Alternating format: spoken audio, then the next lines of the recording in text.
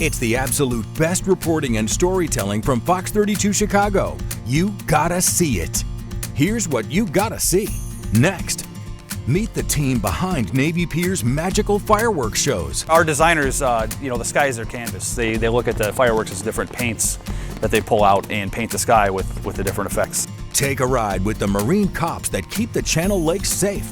Our job is not to be the fun police and prevent people from having fun out here.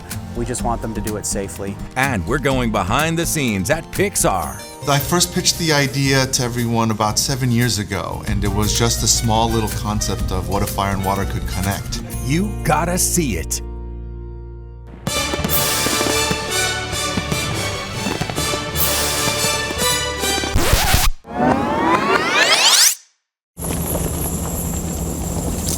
We're putting artwork in the sky, and the good thing about it is we can actually see what we're doing here. That way we can feel confident that the customer's going to enjoy their show. Okay, so this is one of our smaller bunkers for storage. These bunkers all hold bulk storage. So when the product comes in from overseas, some domestic, some overseas, it all comes here first and it gets delivered to these bunkers, and we categorize it by product type and effect. We use about 40 bunkers in total. These buildings originally housed munitions that were manufactured here during World War II, so they're the perfect spot for fireworks storage. It all starts out by going into the bunkers. From here, it goes on to our packing house after the shows get scripted. So the warehouses on the left are all full of equipment that gets used to perform the fireworks displays. Mortars and racks and firing systems, just anything we would need for a fireworks show is housed in here. With the team at Navy Pier, they have an awesome creative team that comes up with different themes and ideas to reflect the programming that they have at the pier. We have about 30 full-time employees here right now. The building down there is called our packing house. That's where a lot of our product comes to from the bulk storage, and where it gets separated and labeled and marked for preparing to put on a fireworks show. So now see what I've done? I've dragged this in there. So once the soundtracks get finished and approved, we have a team of 8 choreographers that take the music and they look through our inventory and they plan every second of every display by matching up the best fireworks for the look that they envision in their mind. And then once that's done, that creates what we call a script, and it literally is a script of the entire fireworks show. Years ago, it was a lot of shows that were just, you show up with a box of fireworks and you just shoot fireworks. And now, I think the way we set ourselves apart is we script every show. Every single fireworks display, the entire display is planned out ahead of time. And when it's showtime, that takes that script, it has a script inside of it. That computer only knows how to do one thing, and that's shoot fireworks. And so when it's go time, it plays through the entire fireworks display from the computer and tells each piece when to fire. Every year we rotate about 1/3 of our inventory just to keep things changing. That way we can have the latest and greatest effects. Navy Pier, we do anywhere from 35 to 40 shows depending on what's going on that year. We start Memorial Day weekend and go through Labor Day every Wednesday and Saturday. So all the Navy Pier displays are 10 minutes, which we find is like the perfect amount of time to capture everybody's attention and highlight the music as best we can. Our designers, the sky is their canvas. They look at the fireworks as different paints that they pull out and paint the sky with the different effects. The best part of a show is when you hear the audience, the roar of the crowd after the fireworks show. You can't beat it. You have that person that's just always down and out and grumpy and in a bad mood, but he goes to a fireworks show, you're going to see a smile on his face by the time the show is over.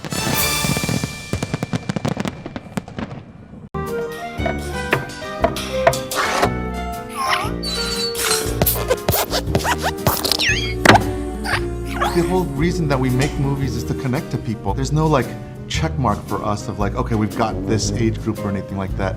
It's really based on sort of our love for these type of movies. To infinity and beyond!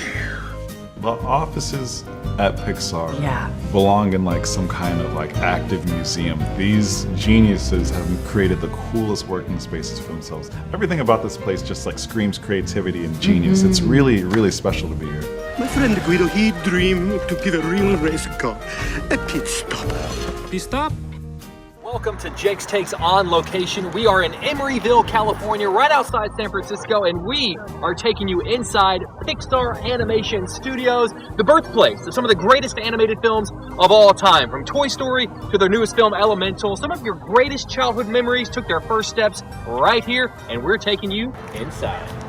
We are at the Pixar Hub in Emeryville, California, and I gotta say, like, growing up as a Pixar kid and seeing all of, I don't know, it's like meeting your favorite celebrities. They've got like a Turning Red plushie here, they've got Buzz Lightyear over there. I get quite distracted when I'm here because I'm so excited. And let's be honest, it's hard not to be.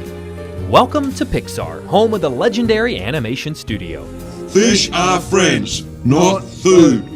First started in 1979 as part of Lucasfilm's computer division, one person saw its potential in the 1980s and decided to become a majority shareholder, eventually partnering with Disney to use its computer software to take the next step in animation. That person was Steve Jobs. Steve Jobs helped sort of architect or form like the idea behind this, and so there's a left side and a right side, and he really patterned it off sort of a brain. And so on the side that we're on, we're sort of the logic side, the technical side. On the other side is more the creative. His whole point for that was so that we could all meet in the middle in this atrium right behind us. One of my favorite things about that was some of the early employees complained because all the bathrooms are right in the center. But it was done purposely to force everyone to come into this middle part for what I remember hearing was like the serendipitous moment of ideas. And so that like you'd be walking around going like, oh, I had this thing. I heard that Steve always said that this was, the creation of this building was his movie. So he said, you all can work on the films, but I'm going to, this is going to be my production.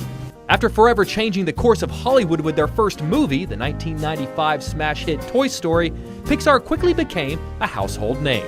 You are a toy! They built their headquarters here in Emeryville, California in 2000, a structure lovingly known as a building built by bugs, as it was paid for using the profits from their second film, the 1998 hit A Bug's Life.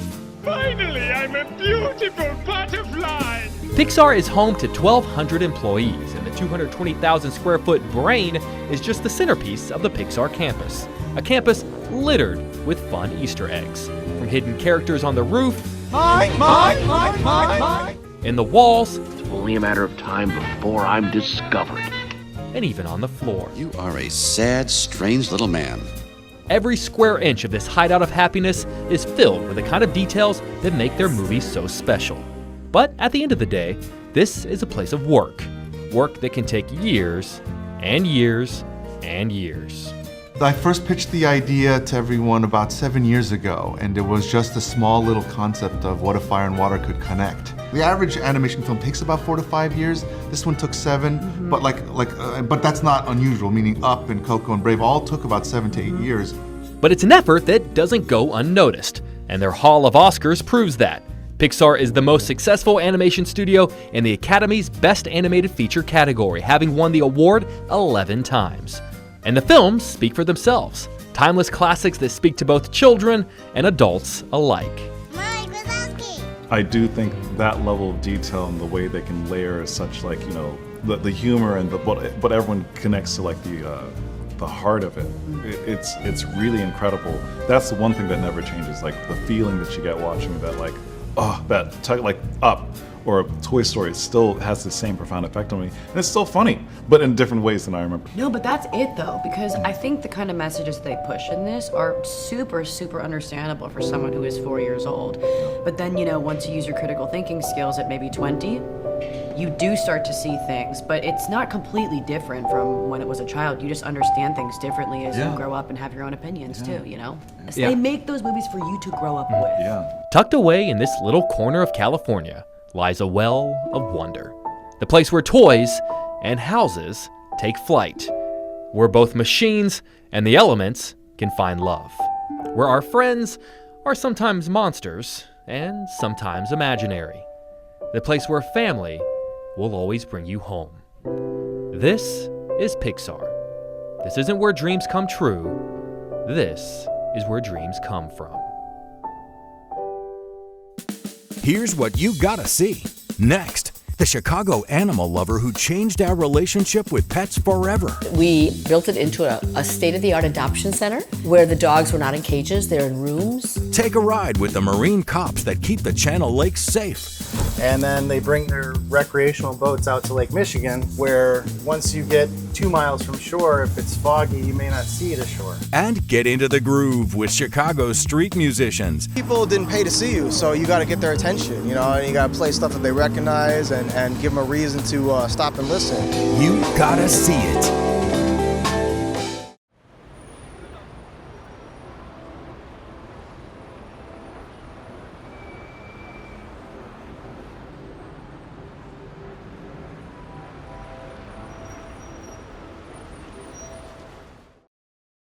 It's the absolute best reporting and storytelling from Fox 32 Chicago. You gotta see it.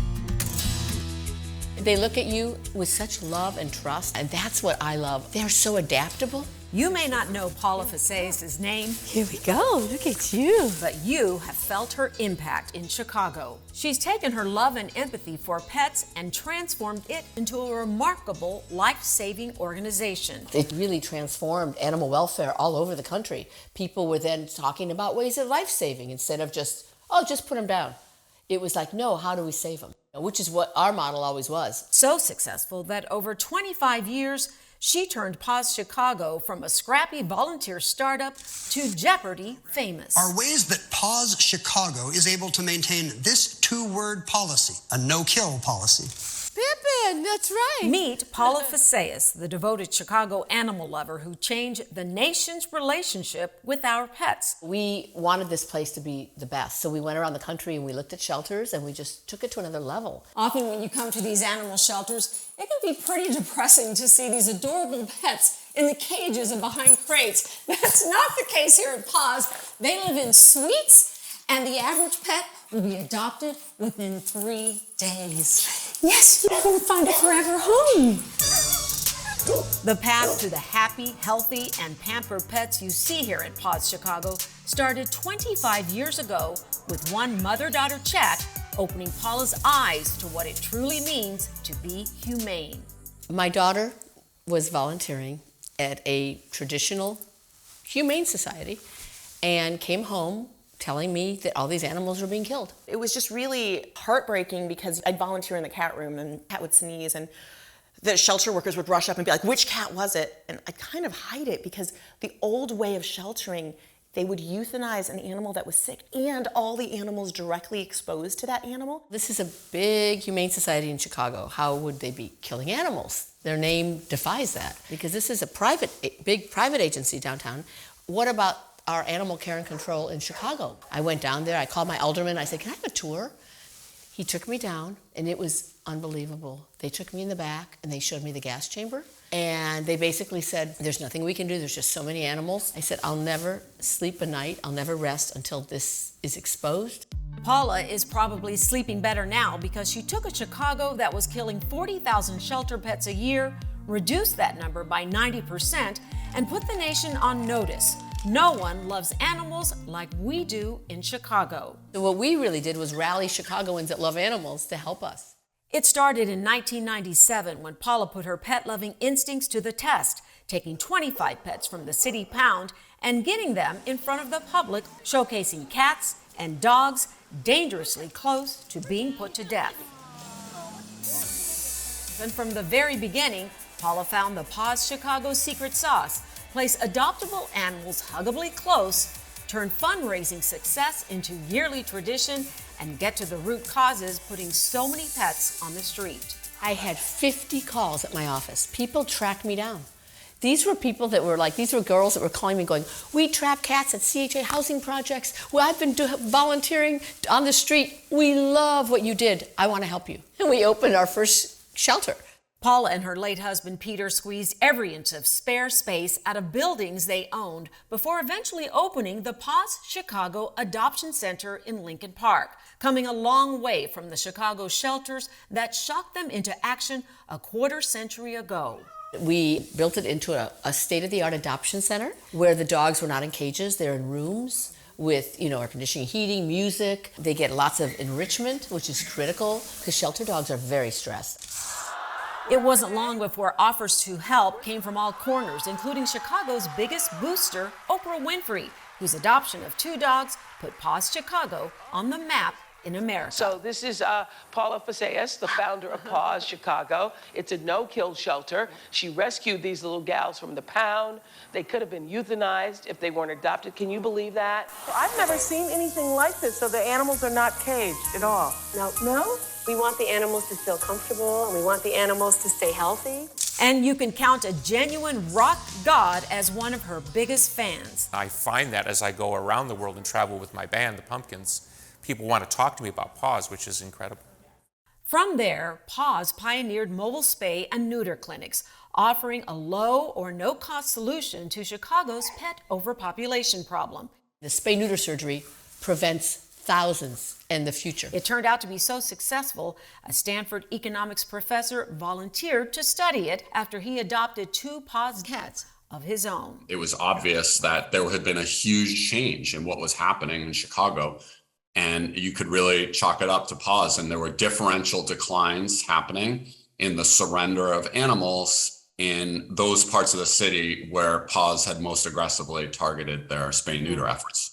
Today, Paws Chicago is home to a busy spay and neuter clinic in Little Village and a state-of-the-art medical center, the largest homeless pet hospital in the country, saving the lives of 98% of the animals who wag through the doors. More than 77,000 animals have been adopted through Paws, 300,000 spay-neuter surgeries and counting. You know, we're 17,000 surgeries a year. The future, I'd like to have 2 clinics. We are focusing in under-resourced communities where people cannot afford it. When Paula looks back at how Paws Chicago has flourished, she's quick to say she can't do it without an army of volunteers giving their time and a group of donors who know how to collect some record-setting cash. I am in love with Chicago. There is no city like this. People have that heart and soul, and they really care. I don't think the way we grew this could have happened any other community than Chicago. We're writing and we're working on the standards. Paws Chicago no-kill rescue model is now the norm in America, and its reach goes beyond Chicago, rescuing pets left behind during natural disasters, making Chicago the forever home for cats and dogs, all because one woman had an idea, the will, and a voice. Those eyes and those faces, oh my God, all they want to do is love us. All they want to do is be there for us. Paws Chicago will be here forever. Here's what you gotta see. Next, take a ride with the Marine cops that keep the Channel Lakes safe. Our job is not to be the fun police and prevent people from having fun out here. We just want them to do it safely. And get into the groove with Chicago's street musicians. You gotta see it.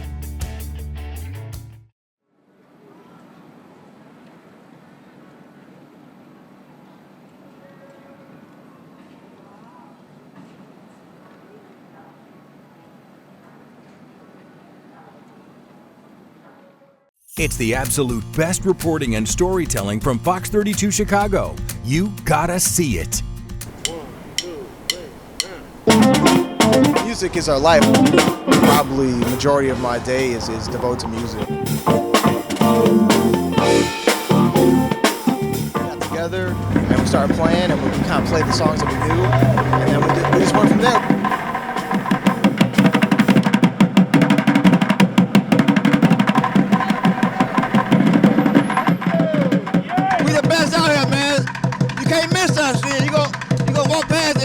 It's gonna draw attention and they're gonna like us.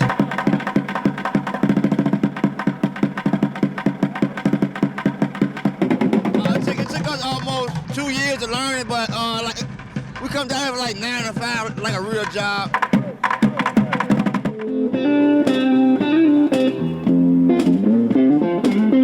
There's a lot of years of playing, listening to the records, and then just coming out here on the street.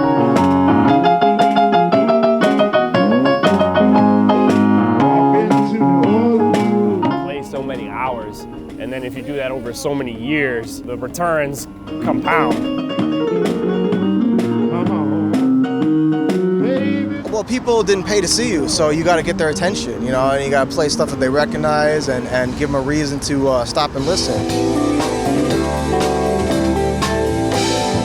in a lot of ways, it can be more fun than a performance, because if they like you, they stay and watch. If they don't, they can keep moving, and there's gonna be somebody behind them who will like you. The street is a little bit, you gotta do something to pull them in. Sometimes you gotta work a little bit harder. For the fact that people stop and give, that means they shows they really appreciate what we're doing. They want us to keep doing it because it touches something. Let the people happy.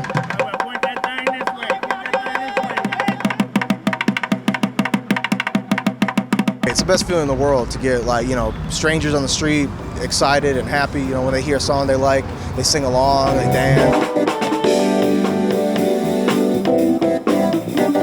People, they're just going about their day, but ideally you want to make their day a little easier. We're trying to perform, make some music that can make people feel better. Everybody's got problems in their life, so just for a second, you listen to the song and maybe you forget about some of those things you got going on.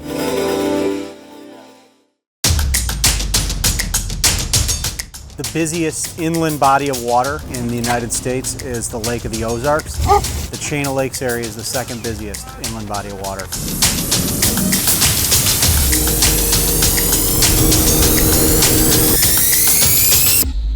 Our main goal, 0 injuries and 0 fatalities on the water, is to make sure everybody is safe. We are out here solely for that purpose, to facilitate safety on the water, to make sure that people understand what the rules are, understand what the laws are.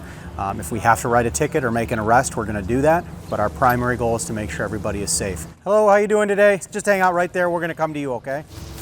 All right. Can you put it on that cleat for me there? Thank you. I'm Sergeant Briskman with the Lake County Sheriff's Office. The reason we're stopping you today is because you're operating through a no motor area. So while we got you here, we're just going to do a quick safety inspection, okay? So I see 1, 2, 3, 4, 5, 6 people on board. So can I see 6 life jackets, please? 1, 2, 3, 4, 5, and 6. We have 7 just in case. Do you have a current Fox Waterway sticker? I believe I should. Because this one's a 22. The 24s look like this, they're yellow. Our job is not to be the fun police and prevent people from having fun out here. We just want them to do it safely, and we want them to do it in a manner that helps keep other boaters safe as well. All right. Thanks, appreciate your cooperation. The county actually goes 39.5 miles out from the shoreline, right into the middle of Lake Michigan. This boat is incredibly important to both us as an agency and to the people of Lake County. We've had to hitch a ride either with the Department of Natural Resources or some other fire agency. And front. Now, with this boat, we are able to respond primarily first to these incidents as they occur instead of waiting for another resource to be available. One of the things that we notice from boaters that come out from the Chain of Lakes out to Lake Michigan is they don't realize that you go from a lake that you can see the shoreline in any direction out on the chain from half mile to a mile, and then they bring their recreational boats out to Lake Michigan, where once you get 2 miles from shore, if it's foggy, you may not see the shore. Like the equivalent of a neighborhood pond to a small ocean. The Chain of Lakes is much more oftentimes focused on law enforcement services. Out here, it's much more rescue oriented, to where boaters in distress may be calling for assistance. Hello, how are you? I'm Sergeant Briskman with Lake County. The reason we're stopping you is because you're pulling a tuber without having an orange flag displayed. Illinois law requires a 12 by 12 orange flag when you're pulling a tuber. And sometimes addressing that unsafe behavior is fine with a warning and a kind word. Your navigation lights are on. There you go, thank you. Sometimes it requires a ticket, and the instructions for doing that are on the bottom of the ticket here, okay? Sometimes it requires an arrest, but that's one of the best things about this job, is that we have a lot of discretion in that.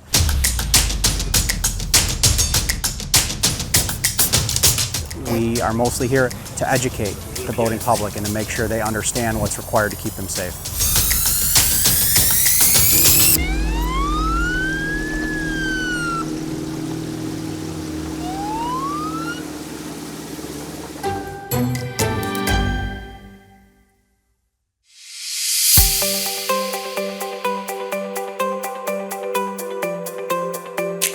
In the late 1800s, Chicagoans of Polish descent began raising $30,000 for a monument to Polish Revolutionary War hero Thaddeus Kosciuszko.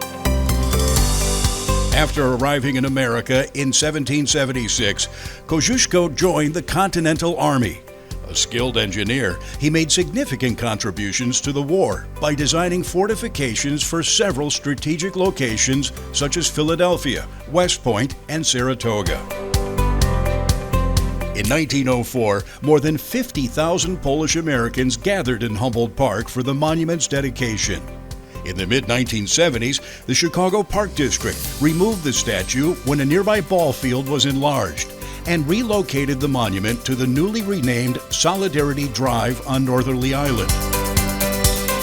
They also installed a time capsule beneath the sculpture, containing many documents relating to Polish history. In 2008, the time capsule was rediscovered during a roadway improvement project near the sculpture. The original items from the time capsule were conserved and additional items were added. Later, the time capsule was once again placed under the monument for posterity. Thanks for reliving the best of Fox 32 Chicago with us. See you next time.